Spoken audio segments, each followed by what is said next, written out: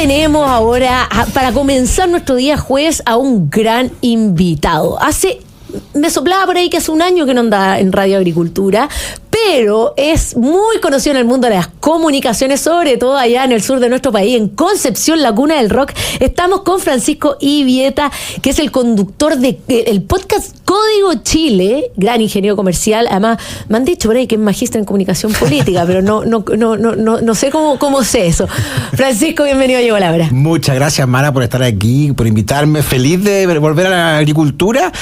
Había estado casi hace un año que estaba con el podcast diario todos los días, que no venía a participar en la radio, así que feliz de estar y analizando desde otro lado, desde este otro lado también, porque a ti te toca siempre entrevistar. A mí me toca siempre entrevistar y también a uno le dan ganas de repente de opinar, pero bueno, así que felices de estar acá, gracias por la invitación y están pasando muchas cosas además. Así es, pero antes de que empecemos a hablar de la contingencia, cuéntanos un poquito de Código Chile para que quienes no lo conocen, nuestros auditores también te puedan seguir. Es un podcast de conversación donde analizamos la contingencia, conversamos, no es tan periodístico, es más de análisis, de pausado, conversación, todos pueden hablar, todos pueden expresarse, porque la idea es entender un poco el país en el que vivimos, no tanto la discusión de trincheras, no, sino que en el fondo como poder hablar y de repente entender al otro. O sea, hay que muchos analistas y también muchos sociólogos hablan de que nos falta conversar, entendernos, y la idea es tener un espacio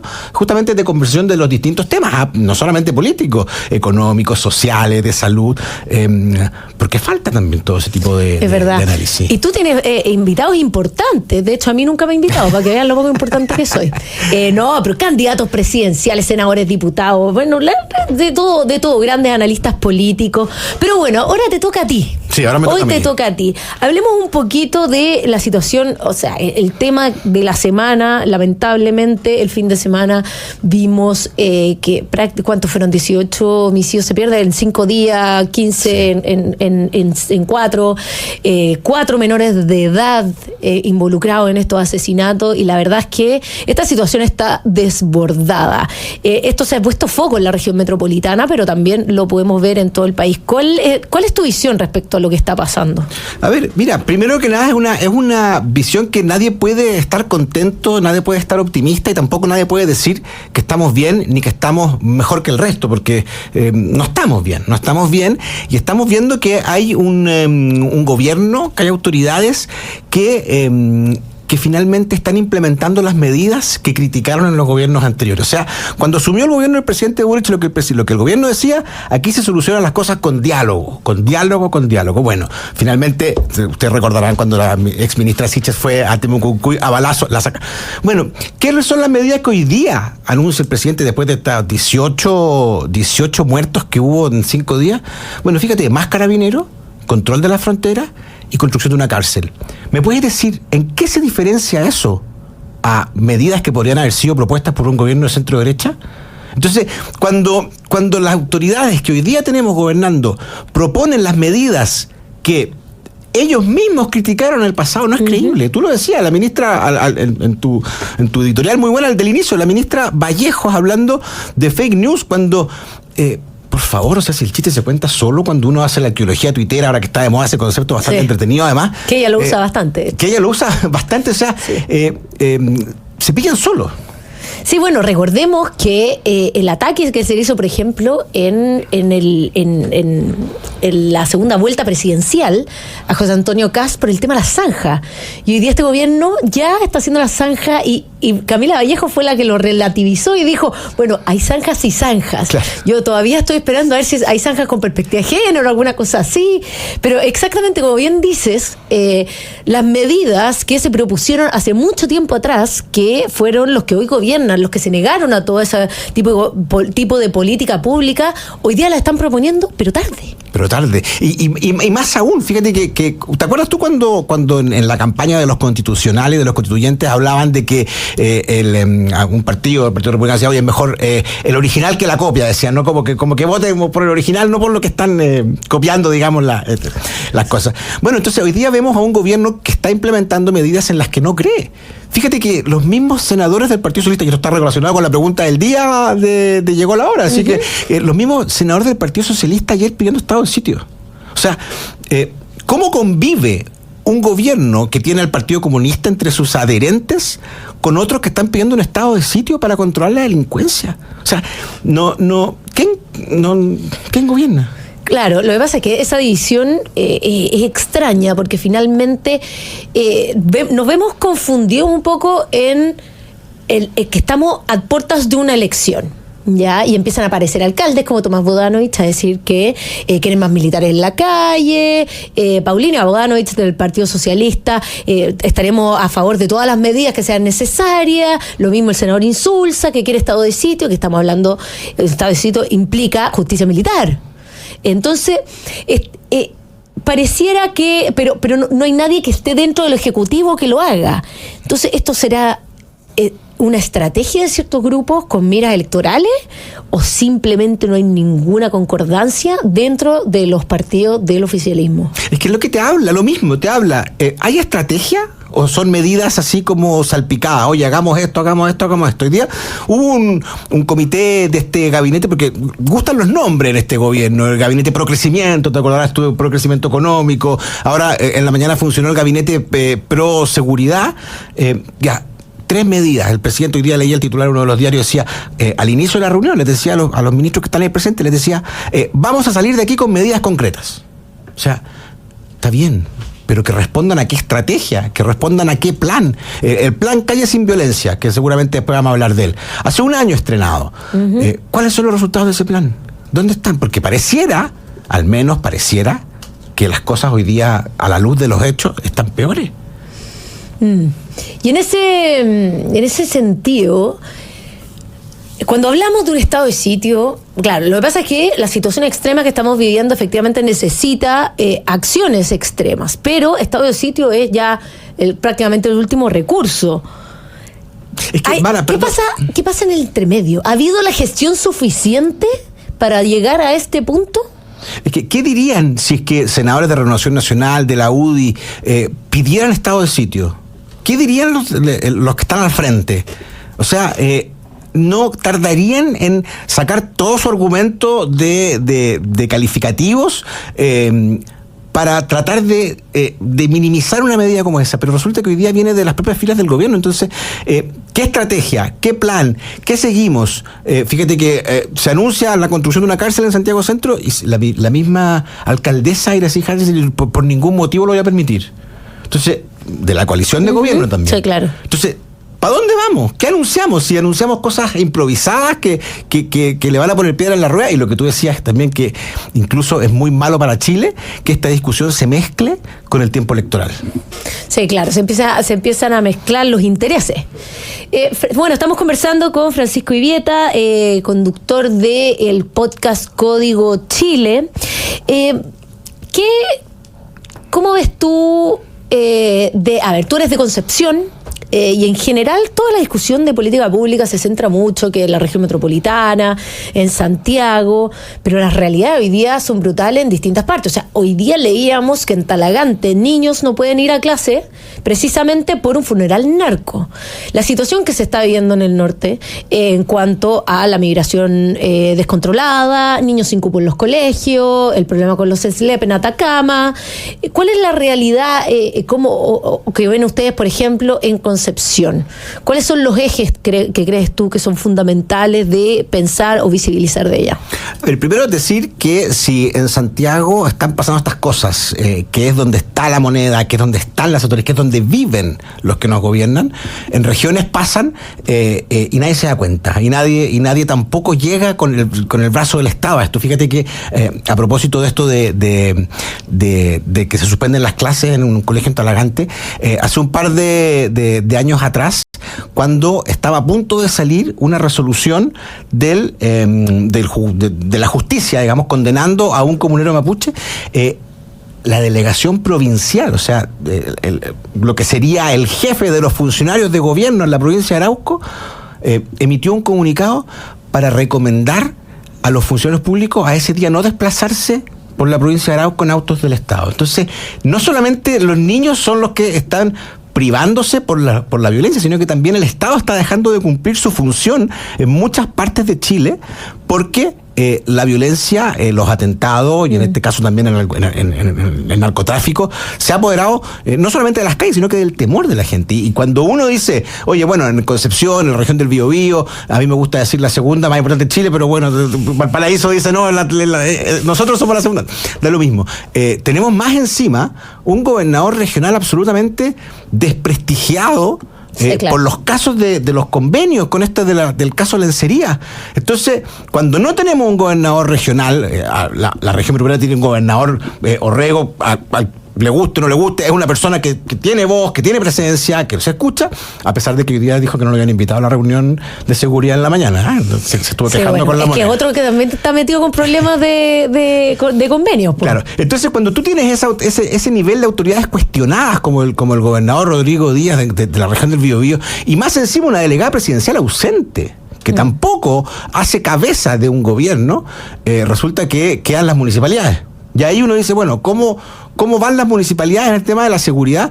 Y fíjate que es tragicómico, porque hace 2 semanas uno caminaba por el centro de Concepción y recién, hace 2 semanas, a 3 meses de la elección, 4 meses de la elección municipal, se inauguraba un set de camionetas de seguridad ciudadana. O sea, a 3 meses de la elección, estar inaugurando en la Plaza de Armas con 10 camionetas de seguridad ciudadana, es como mucho el show también, porque en el fondo, de nuevo, nos vamos a qué estrategia hay, a qué plan hay, a cómo funcionan las policías, los municipios, la autoridad civil en coordinación para poder atacar esto. Fíjate que una de las cosas que fue muy criticada en redes sociales es que el subsecretario Monsalve salió diciendo ayer, bueno, y van a trabajar entonces en conjunto las policías. Bueno, pero no lo estaban haciendo hasta ahora. Entonces, claro.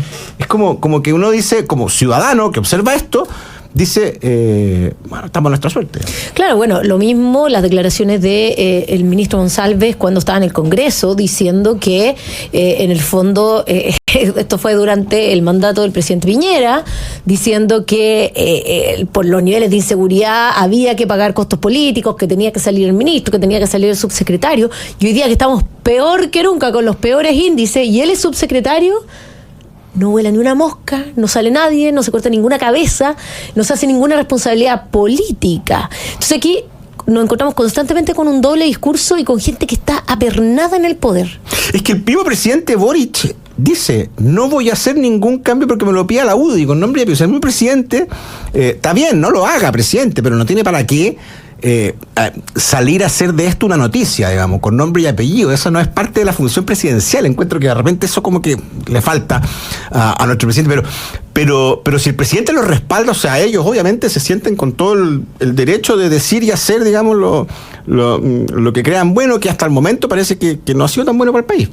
Así es. Oye, estábamos comentando acerca del el plan Calles sin Violencia. ¿Qué opinas de cómo ha estado funcionando? Esto no solo está en la región metropolitana, sino que busca implementarse en otras regiones del país. ¿Cómo ves? ¿Existe una evaluación hasta ahora no muy positiva al respecto? Bueno, lo más cercano que tengo yo es un estudio de Faro UDD en el que hace como una pequeña evaluación de cómo ha sido implementada esta política desde marzo-abril del año pasado, el año 2023. Recordemos cuando hubo una serie de asesinatos de carabineros. De nuevamente viene esta crisis de seguridad, agenda corta, fast track legislativo. ¿Te acuerdas tú cuando salieron varias leyes, entre ellas la del Cabo Naín, digamos, que le daba más protección a las policías? Bueno, cada vez que enfrentamos hechos que nos impactan, como el año pasado fue el caso ya de, creo que fueron 4 o 5 carabineros que resultaron asesinados en 3 meses, digamos. De nuevo, cuando murieron quemados en el pick-up de la camioneta en la provincia de Arauco, hace 2 meses, 3 carabineros, toda una comitiva del Estado viajando a Concepción, 2 aviones, 100 autos arrendados para ir a hacer un punto de prensa y después volverse y todavía no pasa nada.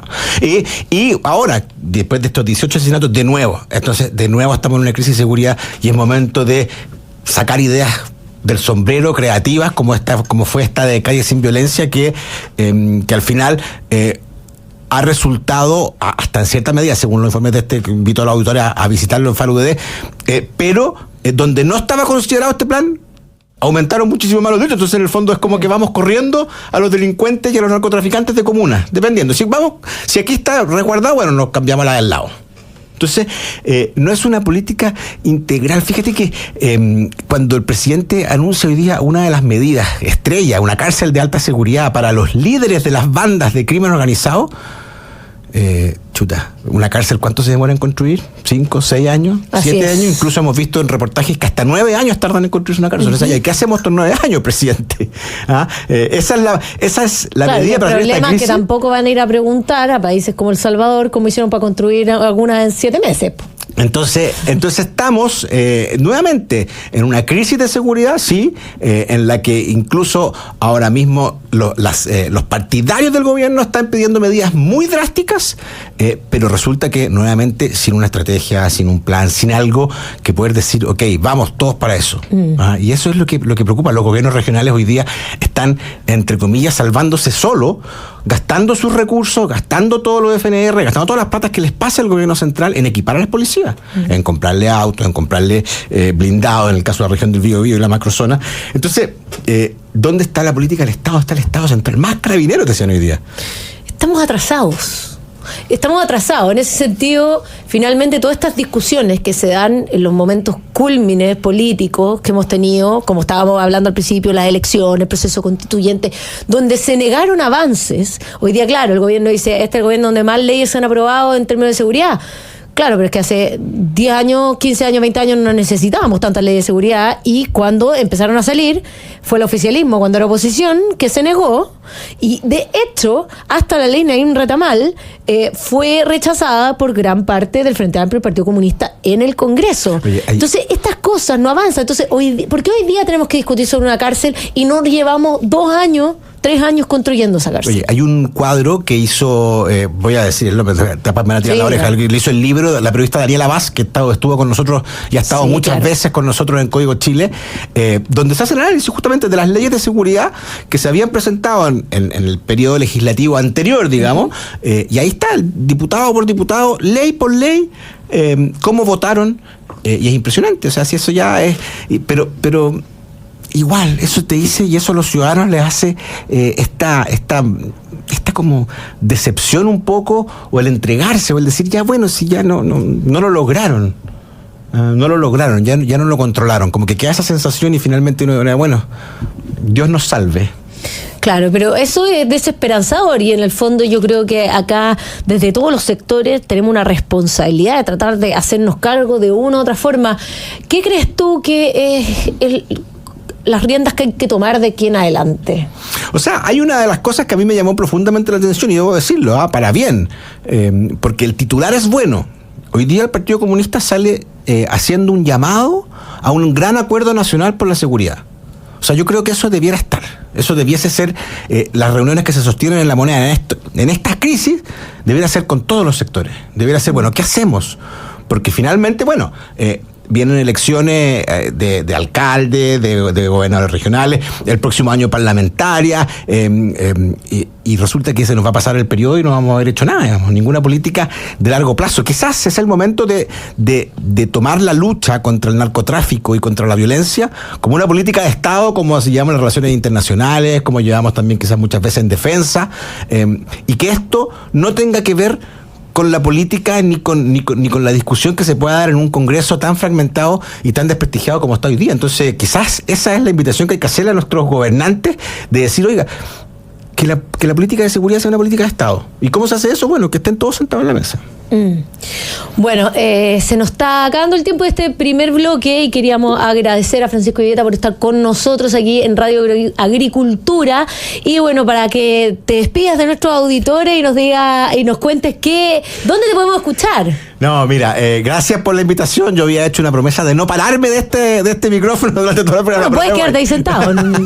No, muchas gracias por la invitación. Felices de conversar. Uno es como un espectador privilegiado de la realidad, igual que tú, tú, igual que todos los que están aquí en Radio Agricultura, porque tenemos la posibilidad de conversar con gente influyente, con la gente que está haciendo que pasen las cosas en nuestro país, y eso nos hace privilegiados, y eso también nos da un deber de comunicadores de tratar de sincerar las cosas y de por supuesto de andar siempre con la verdad de frente y no alarmando, no creando expectativas, no tampoco siendo voceros así de alguna causa muy alarmante, porque no, aquí hay que ser responsable, y todo lo que nosotros conversamos y hablamos tanto aquí en Código Chile, porque tiene que ver con la realidad, con lo que estamos viviendo, y también siempre conversando con expertos que tengan que ver en los temas que estamos hablando. Bueno, muchas gracias. Es un temazo. Muchas gracias por haber estado con nosotros, Francisco. Nosotros nos vamos a una breve pausa y ya volvemos en Llegó la Hora en Radio Agricultura.